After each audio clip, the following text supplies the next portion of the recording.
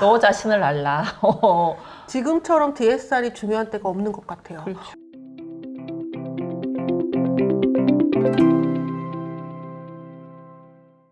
네, 레오님께서 2023년 다양한 대출에 대해서 이야기해 주시고 계시는데요. 바뀐 것들 있고 뭐 이런 저런 것들이 있는 거는 알겠어요. 그러면 우리는 도대체 어떤 전략으로 해야 되는지 포지션에 대해서 좀 얘기해 주시면 좋을 것 같아요. 그래서 네. 첫 번째 무주택자. 네, 어떻게 무주택자. 대출을 일으킬까요? 무주택자 중에서 생애 최초이신 분들이 있어요. 근데 최근에 이제 사고가 난 걸 하나 말씀을 드릴게요. 뭐였냐면 우리가 생애 최초는 딱 생각나는 게 뭐예요? 80%?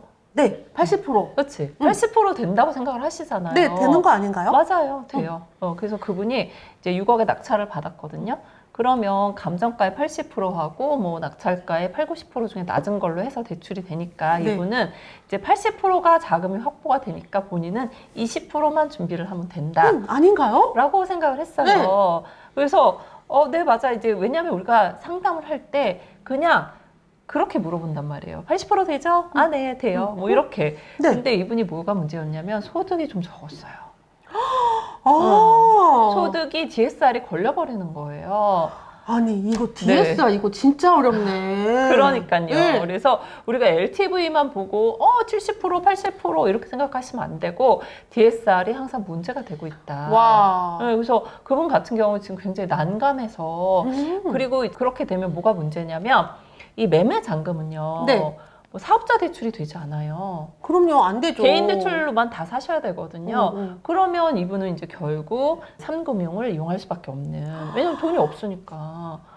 또 그렇다고 이렇게 잘 받은 거를 포기할 수는 없잖아요. 그럼요. 그래서 뭐 그렇게 은행 거 플러스 뭐 삼금융 이런 식으로 설계를 할 수밖에 없는 상황이 생기기 때문에 와. 내가 DSR이 얼마인지 무조건 LTV만 따지면 안 된다. 아, 지금은 LTV는 많이 풀어줬는데 DSR은 엄청 깝깝한 상황인데요. 그쵸? 게다가 이제 기존 대출이 다들 있잖아요. 그쵸. 투자하시는 분들 일단 입찰 보증금부터 우리 대출 받아서 시작을 하는데 신용대출 받아가지고. 그러면 그러면 DSR이 얼마인지 체크를 안 한 상태에서는 상금이 요새 금리가 어떻게 해요? 뭐 요즘 저축은행도 안 되잖아요. 저축은행도 개인 대출로는 진행이 안 돼요. 그러니까 상금융이라 하면 이제 대부업을 얘기를 하는데 대부업이구나. 예, 대부업은 보통 이제 뭐 중도 수수료가 얼마인지 뭐 P2P 업체 같은 경우 이제 금리 한번 봤어요. 그랬더니 뭐 금리 13%에 그거 높은 건 아니야. 왜냐면 저축은행도 19%에 나가기 때문에 예, 그런데 거기 이제 취급 수수료 3%에 중도상환 수수료 뭐 몇 프로 이런 식으로 또 따라 붙는 것들이 있기 때문에 어찌됐든 이분이 생각했던 뭐 4, 5%대 금리는 아니잖아요. 네. 그거는 이제 추가 비용이 발생할 수밖에 없는 거죠. 아니 왜냐면은 생애 최초니까 80% 나가고 그리고 대출 조건도 좋고 그쵸. 그렇게 생각을 하고 낙찰을 받았는데 DSR이 걸려버려서 미납을 할 수도 있겠네. 그래서 최근에 이제 미납하는 것들이 되게 많은데요. 아무 이유 없이 미납이 되는 것들은 잔금 못해서. 그쵸, 맞아요. 네, 네. 잔금 못해서 그런 거예요. 저도 예전에 경매대출 많이 할 때는 보면 다 미납 사유가 거의 잔금 준비가 안 되신 분들이 대부분 문제가 됐어요. 맞아요. 그러니까 여러분들이 입찰 전에 내 DSR 정도는 좀 체크를 해보는 게 가장 좋고요. 이제 그렇게 많이 물어보시거든요. 입찰 전에 저 대출 가능한가요? 막 네, 이렇게 많이 물어보시는데 궁금해하세요. 네, 근데 그거는 본인이 체크를 하시는 게 맞아요. 왜냐면 본인의 상황 본인이 제일 잘 알고 있으니까 내 DSR 정도는 내가 계산을 해서 이게 뭐 맞나 안 맞나 이런 걸 좀 생각을 하시는 게 좋은데 DSR 계산할 때 실수하는 게 하나 있어요. 뭐냐면 대출 만기예요. 만기 얼마로 설정하나요? 만기가 신용대출 같은 경우는 지금 5년으로 설정을 하고 5년으로? 굉장히 짧죠. 그리고 주택담보대출 같은 경우는 만기를 보통 우리 원래 만기 있죠. 뭐 20년, 30년 40년 이렇게. 다 따라오기는 해요. 근데 내가 만약에 만기가 짧은 대출을 갖고 있어. 그게 뭐냐면 뭐 보금자리론 10년짜리라든지 오피스텔 대출 이런 걸 갖고 있으면 만기가 굉장히 짧아요. 그러면 내가 얼마 만기로 대출 받는지 다 확인해야 되겠네요. 그렇죠. 그거 되게 중요해요. 최근에 한 분이 또 이것도 문제가 되신 분은 뭐였냐면 신탁 대출을 받으신 거예요. 신탁 대출은 만기가 얼마예요? 3년 아닌가? 헷갈리죠. 모르겠어요. 그래서 네. 근데 그분은 이제 담보대출로 신탁을 받았으니까 당연히 30년이라고 생각을 하신 거예요. 30년은 아닌 것 같은데요. 네, 근데 신탁대출의 만기는 8년이더라고요. 8년. 그러니까 8년짜리가 떡하니 나와버리니까 DSR이 또 안 맞잖아요. 그래서 그런 식으로 본인의 대출의 만기를 좀 체크를 해주셔야 되는 거예요. 이거 되게 포인트네요. 네. 보통 그냥 20년이라고 생각을 한 30년에서 그쵸. 그냥 240 그냥 막 막연하게 이렇게. 이렇게 생각하시잖아요. 그래서 내가 내 거 잘 모르겠다 이러시면 금융거래 확인서라고 있어요. 네. 은행마다 다 있으니까 금융거래 확인서. 가서 그걸 떼어보세요. 그럼 거기 정확히 써 있어요. 개인 대출, 사업자 대출, 뭐 만기 뭐 이런 식으로 써 있으니까 일단 제일 중요한 건 나 자신을 알라. 너 자신을 알라. 지금처럼 DSR이 중요한 때가 없는 것 같아요. 그렇죠. 예전에는 LTV가 낮았기 때문에 낮았으니까. DSR이 뭐만큼 그렇지. 되던 웬만큼 다 충족했어요. 네, 금리가 또 쌌잖아요. 그쵸. 그래서 그냥 LTV만 봤거든요. 근데 지금은 LTV가 높아져 버리니까 그렇죠. DSR이 DSR이 자꾸 걸리네. 그럼 DSR을 네이버 금융계산기로 계산을 하나요? 뭐 부동산 계산기. 부동산 계산. 네이버에서 부동산 굉장히 계산기. 정확해요. 그러니까 그쪽으로 내가 현재 금리 넣고 만기 넣고 뭐 이런 식으로 해서 계산을 좀 본인이 하시는 게 가장 좋아. 지금 자기 이름으로 있는 모든 대출의 리스트를 네. 뽑아서 금융거래 확인서를 네. 다 발급받아서 DSR 계산기로 넣어봐야 그래야 미스가 안 나겠네요. 그쵸. 또 궁금한 게 개인으로 받은 것도 있고 사업자로 받은 것도 있잖아요. 네. 그럼 DSR 할 때는 개인 명의만 다 그렇죠. 포함인 건가요? 네, 사업자 대출은 내 개인 대출에 포함이 되지 않으니까 사업자 대출은 다 빼시면 돼요. 네, 개인 명의로 받은 것만 됩니다. 야, DSR이 정말 어느 때보다 네. 중요한 한 해네요. 그렇죠. 그리고 네. 이제 DSR에서 또 많이 착각하시는 게 뭐냐면 중도금 대출이에요. 중도금 대출 중도금 대출은 DSR 배제라고 생각을 하시는데 아닌가요?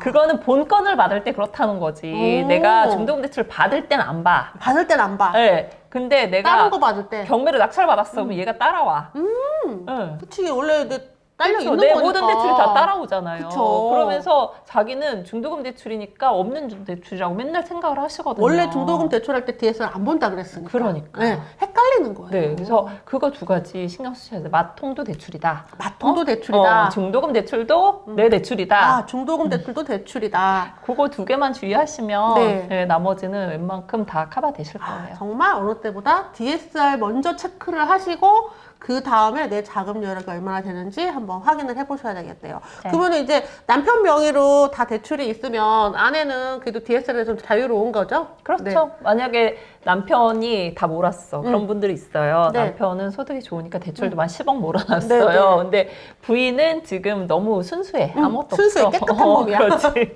그런 분들 같은 경우는 뭐 대출이 나올 수 있는데 역시 그 부인도 소득이 있으셔야죠. 네, 나 소득 없어. 나 주부야. 이러면 네, 카드 네. 소득으로 해서 5천만 원까지 인정할 수 있거든요. 근데 올해 조금 달라져서 카드 2,400 써야 돼. 아, 원래는 얼마 썼어요? 작년 2,100. 아, 근데 300 이게 늘었네요. 매년 조금씩 그 비율이 네. 달라지거든요. 네. 그래서 한 2,400 쓰시면 연봉 5,000으로 인정이 가능하니까. 근데 주부들이 그 남편 카드 다 썼어요. 뭐 이런 사람 되게 많아요. 그러니까 일단 네. 주부들은 내 카드 써야 돼. 그렇죠. 주부들은 생산활동을 한다는 걸 카드로밖에 증빙을 못하니까 우리 생활비 한 200은 넘게 들잖아요. 생활비 200 그냥 내 카드 써야 돼. 남편 실적 몰아주지 말고 네. 마일리지도 작고 막 내 거로. 자, 하여간 근데 뭐 주부님들도 그런 식으로 내 카드를 좀 사용을 하셔서 하는 게 제일 좋고요. 그 다음에 이렇게 또 생각하시는 분들이 있어요. 무조건 소득을 합산해야 되는 거 아니에요? 부부는? 또 이렇게 생각하시거든요. 소득을 왜 합산해요? 왜냐하면 그래야 유리하다고 생각을 하고 또 당연히 그렇게 하셔야 되는 줄 알고 예를 들면 공동명의야. 공동명의니까 당연히 소득도 합산해야 되는 거 아니에요? 이렇게 생각을 하시거든요. 근데 우리가 대출을 받을 때 차주라고 해요. 대출 받는 네. 사람은 한 명이에요. 맞아요. 그쵸? 둘 중에 하나로 한 해야지. 명. 그냥 한 명 유리하신 분 쓰시면 되고 그러니까 이렇게 하시면 돼. 남편이 유리하면 남편 쓰고 부인이 유리하면 부인 쓰고 둘이 합해서 유리하면 합해서 쓰면 돼. 자, 1주택자가 갈아탈 때 대출 조건도 좀 여쭤볼게요. 네. 1주택자는 이제 규제 지역은 2년 내 처분 조건으로 대출이 가능하고요. 비규제 지역은 뭐 아무리 해도 처분 안 해도 되니까 60%씩 가능해요. 소득만 되면 가능한데 여기서 이제 사람들이 또 헷갈려 하시는 게 있을 것 같아요. 뭐냐면 우리가 1주택자 갈아타기에 지금 아직 또 언제 바뀔지 모르지만 지금 현재 2년 내 처분 조건 근데 세금 바뀌었죠. 3년으로. 네, 3년으로 바뀌었잖아요. 네. 그러니까 이게 안 맞아 또. 네, 그래서 3년 되는 줄 네. 알았지. 그게 이제 합치가 안 됐어요. 아, 그러면은 세금하고 대출이 엇박자네. 그쵸. 이번에 이제 저희 멤버 중에서 너무 이제 가고 싶은 상급지가 너무 싸게 나오니까 그쵸, 요즘 그렇죠. 너무 싸게 나오니까 우리 집도 너무 싸게 내놓은 거야. 근데도 거래가 안 돼. 너무 신기한 게 우리 집도 계속 보기만 하고 거래는 안 되고 저쪽 집도 아직도 안 나갔어. 사람들이 너무 많이 와서 중개사에서 문을 열어놨어요. 진짜. 네, 너무 싸게 내놔서 급해서 내서 너무 진짜 당장이라도 가서 갖고 오고 싶은데 우리 집 때문에 못 갖고 오는 거예요. 지금 그런 상황입니다. 현금 갖고 있는 사람이 위너네요. 그러니까요. 이 집도 살 수 있을 돈만 있으면 더 이상 살 수 없다 이런 정도로 그렇습니다. 네, 하여간 뭐 어찌 보면 기회일 수도 있고 뭐 많이 어려움이 따르고 있습니다. 지금 이제 2주택이 이미 있으신 분들 이렇게 두 개 했어. 그래서 세도 잘 맞춰졌어요. 그럼 3주택을 또 하고 싶단 말이죠. 그쵸. 하셔야죠. 네, 3주택이 하고 싶단 말이에요. 네. 비규제 지역은 어떻게 대출이 좀 되나요? 가능합니다. 뭐 네. 3주택, 4주택, 5주택 다 가능하세요. DSL 또 봐야 되겠네요. 그렇죠. 그것만 보면 돼요. 다 DSR이네. 그렇죠. 그래서 지금 이제 저희 낙찰가가 전세가 정도로 맞춰지고 있어요. 전세가도 조금 낮은 전세가로 낙찰을 받으면 전세 놓고 할 수는 있겠죠. 많이 어렵네요. 네, 대출 어렵습니다. 상황 쉽지 않아요. 그래서 요새 이제 돈을 마련하기 힘든 상황이 된 많은 분들이 이제 1금융권, 2금융권 안 돼서 3금융권까지 가고 있는데 레오님 이제 GPL 이쪽으로 좀 많이 활동하고 계시잖아요. 그러니까 GPL이 필요하신 분들이 있어요. 그게 뭐냐면 이제 대출을 하다 보면 이제 GPL은 이제 대부 이제 연계한 그런 대출이라고 생각을 하시면 되는데 내가 대부를 써야 되는 사람도 있고요. 내가 대부에 투자를 하고 싶어 하는 사람도 있어요. 왜냐하면 대부업을 누구나 낼 수는 없잖아요. 뭐 복잡하기도 하고 자본금도 들고 뭐 허가도 받아야 되고 그리고 내가 잠깐 돈을 융통할 때 그럴 때 이제 GPL 투자를 하셔도 되고요. 아니면 아까처럼 뭐 경매로 낙찰을 받았는데 이게 지금 생각하지도 못하게 이제 투자가 자금이 안 나오고 막. 부족한 그런 상황인 분들은 뭐 잠깐 대부업체를 이용을 해서 무사히 잔금을 치르고 그리고 전세로 싹 없애면 되니까 그럴 때 양쪽이 다 모두 필요한 그런 상황이거든요. 그런 분들은 이제 이쪽도 우량하고 이쪽 투자자분들도 이익을 많이 볼 수 있으니까 그건 괜찮은 것 같아요. 그래서 이제 부동산 펀딩 같은 거죠. 그렇죠. 네. 약간 P2P 개념이긴 한데 이제 P2P하고는 조금 달라요. 그래서 P2P 같은 경우 이제 그 금액이 좀 제한이 되어 있지만 대부에 투자를 하시는 경우는 이제 금액 제한이 조금 P2P처럼 심하지는 않거든요. 소액으로. 네. 소액으로? 소액으로 또 단기로 뭐 넣었다 뺐다 그렇게 해서 해주는 그런 대부 업체가 있다라고 하면 네. 하시면 되고요. 이제 그러면 수익이 도대체 얼마냐 궁금하실 거예요. 그래서 일반적으로 지금 투자하는 분들의 금리를 보니까 한 12% 정도 이제 수익을 창출할 수 있기는 해요. 그러면 어머 12% 엄청 많네라고 생각할 수 엄청 있겠지만 많잖아요. 네. 세금이 여기도 또 세금이 여기도 따로 세금. 네, 우리가 적금도 세금을 이자 소득세? 그쵸. 아, 네. 진짜. 적금도 15.3%, 15.4%의 세금을 이렇게 떼고 우리한테 돈을 주잖아요. 여기는 이제 조금 더 많아요. 29.7%. 와. 네, 많습니다. 와. 네, 그래서 이거 무슨 세금이에요? 이건 비영업 대금에 대한 네, 소득세인데 이 영업 대금에 대한 네, 소득세. 그래서 조금 더 높아요. 굉장히 높네요. 네, 그래서 근데 그래도 그거 다 제해도 우리가 적금 드는 것보다는 더 많기는 한데 그래도 적금은 안전하잖아. 우리 그치, 5천만 원까지는 이자 그 예금자 보호가 되지만 이 경우는 이제 예금자 보호가 없잖아요. 그래서 안전한 업체를 찾고 그리고 내가 좀 더 안전하게 하고 싶다 하는 분들은 질권이라고 들어보셨어요? 질권 설정. 우리 네. 경매에서도 맨날 나오잖아요. 그쵸. 우리 네. 근저당 위에 질권 맞아요, 설정 맞아요. 하잖아요. 구기등기 딱 하는 거죠. 맞아요. 네. 그러면 질권자 우선 배당. 네, 근저당권자보다 먼저 돈을 주기 때문에 좀 안전할 수 있거든요. 그래서 근저당권자가 갖고 안 줄까봐. 그쵸. 그럴 수 있지. 아, 그럴 수도 있지. 그쵸. 근저당권자보다 먼저 질권을 주고 그리고 남는 거 근저당권자한테 주기 때문에 내가 좀 금액이 크고 뭐 오랫동안 안전하게 이용하고 싶다 이런 분들은 질권 설정하시면 돼요. 네, 일단 이제 담보물권을 갖고 하는 거니까 다른 뭐 투자보다는 조금 안전하지만 그렇죠. 그래도 뭐 예금자 보호법 같은 거는 안 된다. 그렇죠. 대신에 수익은 조금 더? 12%. 세금 떼면 얼마 나왔지? 10% 되나요? 그 정도 그 정도 될것 같아요. 되겠네. 네. 아. 그래서 뭐 그러니까 예적금에 넣는 것보다 그래 질권 설정하면 좀 안전하니까 네, 네. 예, 훨씬 그리고 더 안전한 수익을 낼 수 있는 짧게 거죠. 짧게 이제 할 수 있는 거죠. 그래서 그렇죠.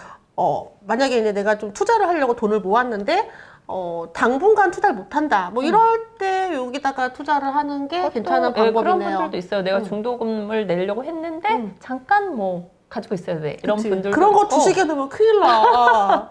지금. 아니 그런 분 있어요. 엄청 많아요. 아니 얼마 전에도 음. 어떤 분이 그 뭐 지금 서울의 모 아파트에 당첨이 됐다는 거예요. 그래서 중도금을 내야 되는데 그때 둔천주공이 그 되느냐 안 되느냐 막 기로에 있을 때였거든요. 얼마 안 그래서 됐네. 네, 그래서 제가 여쭤봤어요.